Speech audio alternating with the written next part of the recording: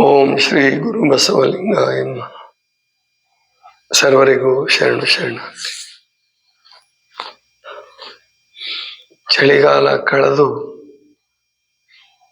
ಬೇಸಿಗೆ ಪ್ರವೇಶ ಆಗ್ತಾ ಇದೆ. ಕಳೆದ ಬಾರಿ ಪ್ರಾಯಶಃ ನಮ್ಮ ಭಾಗದಲ್ಲಿ ಅಂದ್ರೆ ಧಾರವಾಡ, ಬೆಂಗಳೂರು ಅಂದ್ರೆ ಎಲ್ಲಿ ತಂಪು ಪ್ರದೇಶಗಳು ಅಂತ ಅನ್ಕೊಂಡಿದ್ವು, ಅಲ್ಲಿಯ ಜನರು ಕೂಡ ಬೇಸಿಗೆಯಿಂದ ತತ್ತರಿಸಿದ್ರು. ಧಾರವಾಡ 41 ಡಿಗ್ರಿವರೆಗೆ ಹೋಯ್ತು ಏಪ್ರಿಲ್ ಮೇ ತಿಂಗಳಲ್ಲೇನೆ. ಎಲ್ಲರಿಗೂ ಸೆಕೆಯ ತೀವ್ರತೆ ಅನುಭವ ಬಂತು. ಇನ್ನು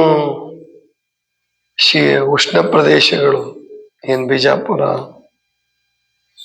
ಬಾಗಲಕೋಟೆ, ಕಲಬುರ್ಗಿ, ಬಳ್ಳಾರಿ, ವಿಶೇಷವಾಗಿ ಕಲಬುರ್ಗಿ, ಬಳ್ಳಾರಿ ಅಂತೂ ರಾಯಚೂರು ಮೂರು ನಮ್ಮ ಕರ್ನಾಟಕದಲ್ಲಿ ಅತ್ಯಂತ ಉಷ್ಣ ಪ್ರದೇಶಗಳು. ಈಗಾಗಲೇ ಅಲ್ಲಿ ತೀವ್ರ ಬೇಸಿಗೆಯ ಅನುಭವ ಆಗಿದೆ ಅಂತ ಕಾಣುತ್ತೆ. ಅದಕ್ಕೆ ಬಳ್ಳಾರಿ ಬೀಚಿಯವರು ಬಳ್ಳಾರಿ ಪ್ರದೇಶವನ್ನು ತಮಾಷೆಗೆ ಹೇಳ್ತಿದ್ರಂತೆ, ಬೇರೆ ಕಡೆ ಎಲ್ಲ 3 ಕಾಲ ಆದ್ರೆ 3 ಕಾಲ ಗೊತ್ತಲ್ಲ ನಿಮಗೆಲ್ಲ, ಮಳೆ, ಚಳಿ, ಬೇಸಿಗೆ. ಮಳೆಗಾಲ, ಚಳಿಗಾಲ, ಬೇಸಿಗೆ ಕಾಲ. ನಮ್ಮ ಬಳ್ಳಾರಿ ಕಡೆ 2 ಕಾಲ ಅಂತಿದ್ರು ಅವರು. ಯಾವುದ್ರಿ ಅಂತಂದ್ರೆ ಬೇಸಿಗೆ, ಅತಿ ಬೇಸಿಗೆ ಅಂತ. ಅಂದ್ರೆ ಬಿಸಿಲು ಮತ್ತು ಅತಿ ಬಿಸಿಲು ಎಲ್ಲಾ ಕಾಲದಲ್ಲೂ. ಅಷ್ಟು ಆವತ್ತಿನ ಕಾಲಕ್ಕೆ ಇದು ಅವ್ರು ಹೇಳಿರೋದು ಸುಮಾರು ಒಂದು 60-70 ವರ್ಷಗಳ ಹಿಂದೆ ಅಂತ ಇಟ್ಕೊಂಡು, 60-70 ವರ್ಷಗಳ ಹಿಂದೆನೆ ಹೀಗೆ ಹೇಳಿರ್ಬೇಕಾದ್ರೆ ಈಗ ಬಳ್ಳಾರಿಯ ವಾತಾವರಣ ಇನ್ನೂ ಕೆಟ್ಟಿದೆ. ಅಂದ್ರೆ ಗಣಿಗಾರಿಕೆ ಇರಲಿಲ್ಲ ಆವಾಗ, 60-70 ವರ್ಷಗಳ ಹಿಂದೆ. ಆವಾಗ ಮರ ಗಿಡಗಳು ಜಾಸ್ತಿ ಇದ್ವು. ಅಲ್ಲೂ ಕೂಡ ಬಳ್ಳಾರಿ ಜಾಲಿನೇ ಇರಲಿ, ಬೇವಿನ ಗಿಡಗಳೇ ಇರಲಿ, ಯಾವುದೇ ಇದ್ರೂ ಕೂಡ ಜಾಸ್ತಿ ಇದ್ವು, ಹೆಚ್ಚಾಗಿದ್ವು. ಇವತ್ತು ಮರ ಗಿಡಗಳನ್ನ ಹಚ್ತಾ ಇದ್ದಾರೆ, ಹಿಂದಿನ ಕಾಲಕ್ಕಿಂತ ಇವಾಗ ಜಾಸ್ತಿ ಹಚ್ತಿದ್ದಾರೆ. ಆದ್ರೆ ಅವು ಎಷ್ಟರ ಮಟ್ಟಿಗೆ ಬೆಳೆದು ದೊಡ್ಡವಾಗಿ ನಮಗೆ ನೆರಳು ಕೊಡಂಗ ಆಗ್ತಿದಾವೆ ಅನ್ನೋದ್ರ ಬಗ್ಗೆ ಎಲ್ಲರೂ ಸಮೀಕ್ಷೆ ಮಾಡಬೇಕು, ಆಲೋಚನೆ ಮಾಡಬೇಕು. ಅವತ್ತೇ ಅಷ್ಟು ಬಳ್ಳಾರಿಯಲ್ಲಿ ಬೇಸಿಗೆ ಇದ್ರೆ ಇವಾಗಂತೂ ಇನ್ನೂ ವಿಪರೀತ ಆಗುತ್ತೆ. ಚಳಿಯ ಅನುಭವ ಅಲ್ಲಿ ತುಂಬಾ ಕಡಿಮೆ. ಆದ್ರೆ ಸೃಷ್ಟಿಯ ವೈಪರೀತ್ಯ ಏನು ಅಂತಂದ್ರೆ, ಎಲ್ಲಿ ಬಿಸಿಲು ಜಾಸ್ತಿ ಇರ್ತದೋ ಅಲ್ಲೇ ಚಳಿನೂ ಜಾಸ್ತಿ ಇರ್ತದೆ ಚಳಿಗಾಲದಲ್ಲಿ. ಬೇಸಿಗೆ ಕಾಲದಲ್ಲಿ ಬಿಸಿಲು ವಿಪರೀತ. ನಾನು ಲಿಂಗಸೂರಲ್ಲಿದ್ದೆ, ಬೇಸಿಗೆ ಕಾಲದಲ್ಲೇ ಇದ್ದೆ ಲಿಂಗಸೂರಲ್ಲಿ. 4 ಗಂಟೆಗೆ ಎದ್ರು 3 ಗಂಟೆಗೆ ಎದ್ರು ಸುಮ್ಮನೆ ಬೆವರು ಬರ್ತಿರ್ತದಲ್ಲಿ. ಇನ್ನು ಮಹಾರಾಷ್ಟ್ರ, ಉತ್ತರ ಭಾರತ ಕಂಡ್ರಂತೂ ಆ ದೇವರಿಗೆ ಪ್ರೀತಿ ಆಗ್ಬೇಕು. ಅಲ್ಲಿ ಅತಿ ಬೇಸಿಗೆ ಇರುತ್ತಲ್ಲ, ಚಳಿಗಾಲದಲ್ಲಿ ಅತಿ ಚಳಿ ಇರ್ತದೆ. ಬಿಜಾಪುರ 7 ಡಿಗ್ರಿವರೆಗೆ ಹೊರಟೋಗ್ಬಿಡುತ್ತೆ ಚಳಿಗಾಲದಲ್ಲಿ. ಹೋಗಿತ್ತು ಒಂದ್ಸರಿ ನಾನು ತಾಳಿಕೋಟೆಯಲ್ಲಿ ಪ್ರವಚನ ಮಾಡುವಾಗ 7 ಡಿಗ್ರಿ ಸೆಲ್ಸಿಯಸ್ ಇಳಿದಿತ್ತು. ಪ್ರಾಯಶಃ ಬೆಂಗಳೂರು, ಮೈಸೂರು ತಂಪು ಪ್ರದೇಶಗಳಂತ ಏನಿದಾವೋ ಅಲ್ಲೆಲ್ಲೂ ಕೂಡ 14 ಡಿಗ್ರಿಗಿಂತ ಕೆಳಗಡೆ ಇಳಿಯಲ್ಲ. ಚಳಿಗಾಲದಲ್ಲೂ ಕೂಡ 15-14 ಇರುತ್ತೆ, 14-15. ಅಂದ್ರೆ ಚಳಿನೂ ವಿಪರೀತ ಆಗತ್ತೆ, ಬೇಸಿಗೆನೂ ವಿಪರೀತ ಆಗತ್ತೆ. ಮತ್ತೆ ಮಳೆ ಬಂದ್ರಲ್ಲಿ ದೊಡ್ಡ ಮಳೆನೇ ಬರೋದು. ಕೂಡಲ ಸಂಗಮದಲ್ಲಿ ಒಂದ್ಸರಿ ನಾವು ಇದ್ದಾಗ 15 ಸೆಂಟಿಮೀಟರ್ ಮಳೆ ಆಗಿತ್ತು ಒಂದ್ 2 ತಾಸಲ್ಲಿ, 3 ತಾಸಲ್ಲಿ. ನಮ್ಮ ಧಾರವಾಡದಲ್ಲಿ ನಾವು 15 ಸೆಂಟಿಮೀಟರ್ ಅಲ್ಲ, 5-6 ಸೆಂಟಿಮೀಟರ್ ನಾವು ಒಟ್ಟಿಗೆ ಕಂಡಿಲ್ಲ. ಅಂದ್ರೆ ಇಲ್ಲಿ ಹಂಚಿಕೆಯಾಗಿ ಮಳೆ ಬರ್ತದೆ. ಮಲೆನಾಡು, ಅರೆ ಮಲೆನಾಡು ಆಗಾಗ ಬರ್ತಾನೆ ಇರ್ತದೆ. ಅಲ್ಲೂ ಹಿಂದಿನ ಕಾಲದಲ್ಲಿ ಹಂಗೆ ಇತ್ತೇನೋ, ಮರಗಿಡಗಳು ಜಾಸ್ತಿ ಇದ್ದಾಗ. ಇವಾಗ ಏನಾಗುತ್ತೆ ಅಂದ್ರೆ ಈ 3-4 ಜಿಲ್ಲೆಗಳಲ್ಲಿ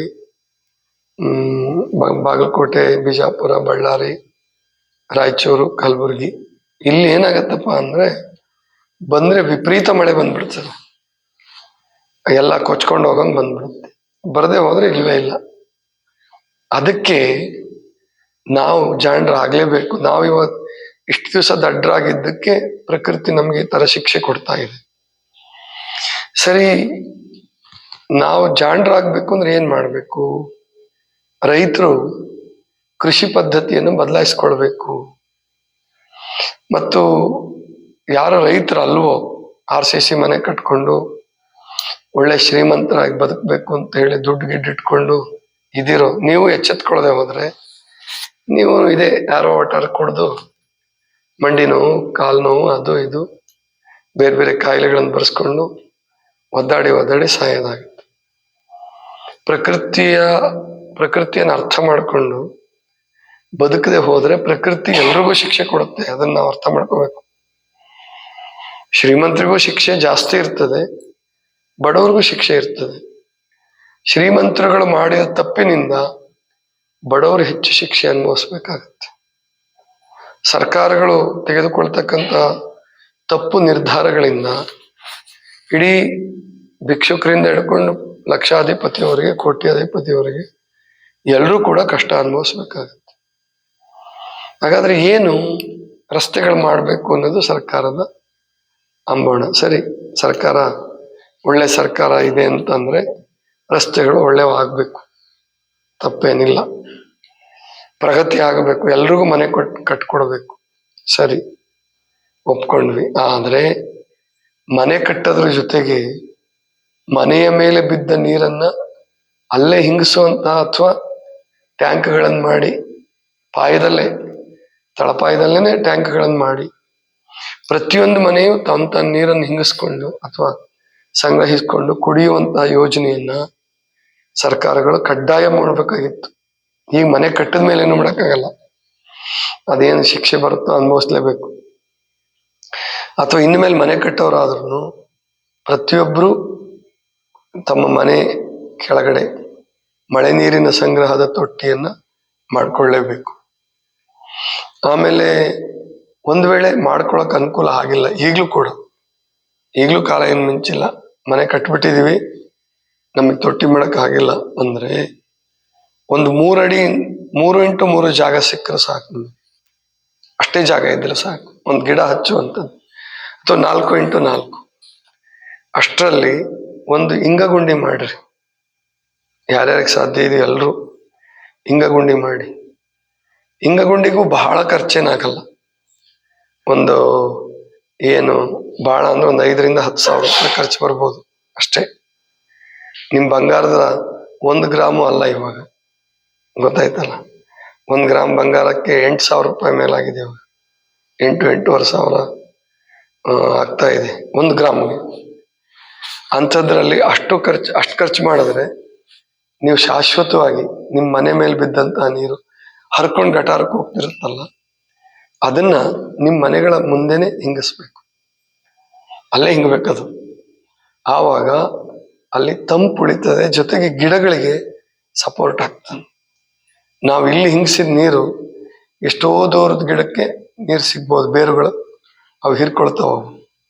ಆದ್ರಿಂದ ಪ್ರತಿಯೊಬ್ಬರು ನೀರನ್ನು ಹಿಂಗಿಸುವಂತಹ, ನೀರನ್ನು ಸಂಗ್ರಹಿಸ್ತಕ್ಕಂತಹ ಕೆಲಸವನ್ನು ಮಾಡಬೇಕು. ಮಳೆಗಾಲದಲ್ಲಿ ನೀವು ನೀರನ್ನು ಸಂಗ್ರಹ ಮಾಡ್ಕೊಂಡ್ರೆ ಅಂತ ಇಟ್ಕೊಳ್ಳಿ, ನೀರನ್ನು ಆಚೆ ಹೋಗಕ್ ಬಿಡ್ಲಿಲ್ಲ ಅಂದ್ರೆ ಚಳಿಗಾಲದಲ್ಲಿ ಗಿಡಗಳು ಹೆಚ್ಚು ಬೆಳೆದಿದ್ರೆ ಅತಿ ಚಳಿ ಆಗಲ್ಲ. ಎಲ್ಲಿ ಗಿಡಗಳು ಜಾಸ್ತಿ ಇರ್ತಾವೋ ಅಲ್ಲಿ ಆ ಗಿಡಗಳಿಗೊಂದು ವೈಶಿಷ್ಟ್ಯ ಇದೆ. ಬಳ್ಳಾರಿ ಇರಲಿ, ಕಲಬುರಗಿ ಇರಲಿ, ರಾಯಚೂರು ಇರಲಿ, ಕೊಪ್ಪಳ ಎಲ್ಲೇ ಇದ್ರೂ ಕೂಡ ಅಲ್ಲಿ ಗಿಡಗಳನ್ನ ನೀವು ಜಾಸ್ತಿ ಬೆಳೆಸ್ಕೊಂಡ್ರೆ 3 ವರ್ಷ ಸಾಕು. ಅಥವಾ ಇನ್ನೂ ದೊಡ್ಡದಾಗಿ ನೆರಳು ಬರ್ಬೇಕಪ್ಪ ಅಂದ್ರೆ ಒಂದು 5 ವರ್ಷ, 6 ವರ್ಷ. 5-6 ವರ್ಷದಲ್ಲಿ ಎಂಥ ಬೇವಿನ ಗಿಡ ಕೂಡ ಒಳ್ಳೆ ನೆರಳು ಕೊಟ್ಟೇ ಕೊಡುತ್ತೆ. ನೀವು ಸ್ವಲ್ಪ ಪಾಲನೆ ಪೋಷಣೆ ಮಾಡಿ, ನೀರು ಹಾಕಿ, ಗೊಬ್ಬರ ಹಾಕಿದ್ರೆ ಇನ್ನೂ ಬೇಗ ಬೆಳೀತದೆ. ಅದು ಗೊಬ್ಬರ ಅಂದ್ರೆ ಏನು ಸರ್ಕಾರಿ ಗೊಬ್ಬರ ತರಬೇಕು ಅಂತಿಲ್ಲ, ಕಸ ಯಾವ್ಯಾವುದು ಕರಗೋ ಕಸ ಇದೆಯೋ, ಕೊಳೆಯೋ ಕಸ ಇದೆಯೋ, ಅದನ್ನೆಲ್ಲ ಮರದ ಕೆಳಗಡೆ ಹಾಕ್ಬಿಟ್ರೆ ಸಾಕು. ಅಂದ್ರೆ ಪಾತಿ ಮಾಡಿ ಹಾಕಿ ನೀರು ಬಿಟ್ಬಿಟ್ರೆ ನಿಮ್ಮ ವೇಸ್ಟ್ ನೀರು, ಬಚ್ಚಲ್ ನೀರು, ಅದನ್ನು ಬಿಡ್ತಕ್ಕಂಥದ್ದನ್ನು ವ್ಯವಸ್ಥೆ ಮಾಡ್ಕೊಳ್ಳಿ. ಆಮೇಲೆ ಹಿಂಗೋ ಗುಂಡಿಗೆ ಮಳೆಗಾಲದಲ್ಲಿ ಮಳೆ ನೀರನ್ನು ಹಿಂಗಿಸಿದ್ರೆ ಪ್ರತಿನಿತ್ಯ ನೀವು ಸ್ನಾನ ಮಾಡಿದಂತಹ, ಆಮೇಲಿಂದ ಬಟ್ಟೆ ತೊಳೆದಂತಹದ್ದು, ಟಾಯ್ಲೆಟ್ ವೇಸ್ಟ್ ನೀರು, ಇವೆಲ್ಲವೂ ಕೂಡ ಭೂಮಿಗೆ ಹೋಗುವಂಗೆ ಮಾಡಬೇಕು. ಕೆಲವರು ಭಯ ವ್ಯಕ್ತಪಡಿಸ್ಬೋದು, ಅಂತರ್ಜಲಕ್ಕೆ ಈ ಕೆಟ್ಟ ನೀರು ಮಿಕ್ಸ್ ಆಗಲ್ವ ಅನ್ನೋ. ಆಗಲ್ಲ. ಸೋಪ್ ವಾಟರ್ ಇದ್ರೂ ಕೂಡ ನೀವು ಗುಂಡಿಗೆ ಬಿಟ್ರೆ ಅದೇನ್ ಮಾಡುತ್ತೆ ಅಂದ್ರೆ ಕಲ್ಲುಗಳು, ಆಮೇಲಿಂದ ಸಣ್ಣ ಕಲ್ಲು, ಮಣ್ಣು, ಇಲ್ಲೆಲ್ಲ ಸೋಪಿನ ಏನು ಉಳ್ಕೊಳ್ಳುತ್ತೆ. ನೀರು ಮಾತ್ರ ಶುದ್ಧೀಕರಣಗೊಂಡು ಒಳಗಡೆ ಹೋಗುತ್ತೆ, ತಂಪು ಮಾತ್ರ ಒಳಗಡೆ ಹೋಗುತ್ತೆ. ಅಂತಹ ಒಂದು ಶಕ್ತಿ ಇಂಗಗುಂಡಿಗೆ ಮತ್ತು ಭೂಮಿಗಿದೆ. ಸಾಧ್ಯವಾದಷ್ಟು ಸೋಪನ್ನು ಬಳಸೋದು ಕಡಿಮೆ ಮಾಡಿ, ಸಾಧ್ಯವಾದಷ್ಟು. ಇನ್ನು ಬಟ್ಟೆಗಂತೂ ಬಳಸಲೇಬೇಕು, ಅನಿವಾರ್ಯ. ಬಟ್ಟೆಗೂ ಕೂಡ ಬೇರೆ ಆಲ್ಟರ್ನೇಟ್ ಮಾಡ್ಕೊಳಕ್ ಪ್ರಯತ್ನ ಪಡಿ. ಮರ ಬೆಳೆಸಿದ್ರೆ, ಅಂಟುವಾಳದಕಾಯಿ ಮರ ಬೆಳೆಸಿದ್ರೆ ಬಟ್ಟೆ ಕೂಡ ಅದರಲ್ಲೇ ಅಂಟುವಾಳಕಾಯಿನಲ್ಲೇ ತೊಳಿಬಹುದು. ಹಿಂದೆ ಸೌಳು ಮಣ್ಣಲ್ಲಿ ತೊಳಿತಿದ್ರು. ಆ ಥರದ್ದೇನಾದ್ರೂ ನಿಮಗೆ ಸಾಧ್ಯ ಇದ್ರೆ ಯಾರಿಗಾದ್ರೂ ಹಳ್ಳಿಗಳಲ್ಲಿ ಮತ್ತೆ ಪ್ರಾರಂಭ ಮಾಡ್ಕೊಳ್ಳಿ. ಆ ನೀರು ಕೆಡೋದೇ ಇಲ್ಲ, ಆ ನೀರು ತುಂಬಾ ಚೆನ್ನಾಗಿರುತ್ತೆ. ಭೂಮಿಗೆ ಹೋದ್ರೆ ಏನ್ ತೊಂದರೆ ಇಲ್ಲ. ನಾವೀಗ 10-15 ವರ್ಷದಿಂದ ಪ್ರಯೋಗ ಮಾಡ್ತಾ ಇದ್ದೀವಿ. ಸೋಪ್ ವಾಟರು ತುಂಬಾ ಏನ್ ತೊಂದರೆ ಕೊಟ್ಟಿಲ್ಲ, ನಮ್ಮ ಅಂತರ್ಜಲ ಏನ್ ಸೇರಿಲ್ಲ. ಯಾಕಂದ್ರೆ ಅಂತರ್ಜಲ ನಿಮಗಿರೋದು ಇಲ್ಲಿ 300 ಅಡಿ ಕೆಳಗಡೆ. ನೀವು ಸೋಪಿನ ವಾಟರ್ ಬಿಟ್ಟರು ಕೂಡ ಭೂಮಿಗೆ ಅದು 10 ಅಡಿ ಹೋಗೋದ್ರೊಳಗೆ ಆ ಸೋಪಿನ ಪರಿಣಾಮ ಏನೂ ಇರಲ್ಲ, ಏನೂ ಆಗಲ್ಲ. ಆದ್ರಿಂದ ಅದಕ್ಕೇನು ಹೆದರ್ಕೊಳ್ಳೋ ಅಗತ್ಯ ಇಲ್ಲ. ಎಲ್ಲರೂ ಕೂಡ ಹಿಂಗಗುಂಡಿಯನ್ನ ಮಾಡಬೇಕು. ಒಂದು 4 ಅಡಿ 3 ಅಡಿ 4 ಅಡಿ ಜಾಗ ಸಿಕ್ಕರೆ ಹಿಂಗಗುಂಡಿ ಮಾಡಬಹುದು. ಈ ತರ ನೀವು ಪ್ರತಿಯೊಬ್ಬರು ಇನ್ಮೇಲೆ ಸಮ್ಮರ್ ಮ್ಯಾನೇಜ್ಮೆಂಟ್ ಅಂತ ಇಟ್ಕೊಳ್ಬೇಕಾದ್ರೆ ಬೇಸಿಗೆಯನ್ನ ನಿರ್ವಹಿಸ್ತಕ್ಕಂಥದ್ದನ್ನ ನೀವು ಕಲಿಲೇಬೇಕು. ಪ್ರತಿಯೊಬ್ಬರು ಕಲಿಬೇಕು. ಇಲ್ಲಾಂದ್ರೆ ಕಾಯಿಲೆಗಳಿಂದ ಸತ್ತೋಗ್ಬಿಡ್ತೀರ, ಅಥವಾ ನಿಮ್ಮ ಮಕ್ಕಳು ಮೊಮ್ಮಕ್ಕಳು ಕಾಯಿಲೆಯಲ್ಲೇ ಬದುಕಬೇಕಾದಂತಹ ಪ್ರಸಂಗ ಬರುತ್ತೆ. ಆದ್ರಿಂದ ಸಮ್ಮರ್ ಮ್ಯಾನೇಜ್ಮೆಂಟ್ ಅಥವಾ ಏನು ಈ ಸೀಸನ್ಸ್ ಏನ್ ಬರ್ತವೆ, 3 ಕಾಲಗಳೇನ್ ಬರ್ತವೆ, ಅವುಗಳನ್ನ ಸರಿಯಾಗಿ ಮ್ಯಾನೇಜ್ ಮಾಡ್ತಕ್ಕಂಥದ್ದನ್ನ ಕಲ್ತ್ಕೋಬೇಕು. ಮಳೆಗಾಲದಲ್ಲಿ ಮಳೆ ನೀರು ಇಂಗಿಸ್ಕೋಬೇಕು. ನಮ್ಮ ಕಡೆ ಅಂತೂ ಉತ್ತರ ಭಾರತದಷ್ಟು ಚಳಿ ಆಗಲ್ಲ. ಅಂದ್ರೆ ಸಾಯೋಷ್ಟು ಚಳಿ ನಮ್ಮ ಕಡೆ ಇರಲ್ಲ, ಕೊರೆಯೋಷ್ಟು ಚಳಿ ನಮ್ಮ ಕಡೆ ಇರಲ್ಲ. ಒಂದ್ ಸ್ವೆಟರ್ ಹಾಕೊಂಡ್ಬಿಟ್ರೆ ನಾವು ಪಾರಾಗೋಗ್ಬಿಡ್ತೀವಿ. ಅಲ್ಲಿ ಹಂಗಾಗಲ್ಲ. ಅಲ್ಲಿ ಹೀಟರ್ ಇಟ್ಕೊಳ್ಬೇಕಾಗತ್ತೆ, ಶಿಲ್ಮೆ ಸೇದ್ಬೇಕಾಗತ್ತೆ ಅವ್ರು ಚಳಿ ತಡ್ಕೋಬೇಕಂದ್ರೆ. ಅಷ್ಟು ಕೆಟ್ಟ ಚಳಿ ಇರ್ತದೆ ನಮ್ಮ ಕರ್ನಾಟಕ. ಅಷ್ಟು ಚಳಿಗಂತೂ ಯಾವ ಪ್ರದೇಶನೂ ಬಲಿ ಆಗಲ್ಲ, ಅಷ್ಟು ಚಳಿ ಆಗಲ್ಲ. ನಮ್ಗೆ ದೇವರು ತುಂಬಾ ಚೆನ್ನಾಗಿಟ್ಟಿದ್ದಾನೆ ನಮ್ಮನ್ನು. ಆದ್ರೆ ಮಳೆಗಾಲವನ್ನ ಸರಿಯಾಗಿ ನಿರ್ವಹಿಸೋದು ಕಲ್ತ್ಕೋಬೇಕು. ಬೇಸಿಗೆಯನ್ನ ಸರಿಯಾಗಿ ನಿರ್ವಹಿಸೋದನ್ನ ಕಲ್ತ್ಕೊಂಡ್ರೆ ನಿಮ್ಮ ಜೀವನ ಆನಂದಮಯವಾಗಿರುತ್ತೆ. ಇದಿಷ್ಟು ಇವತ್ತಿನ ಚಿಂತನ. ಸರ್ವರಿಗೂ ಶರಣು ಶರಣ.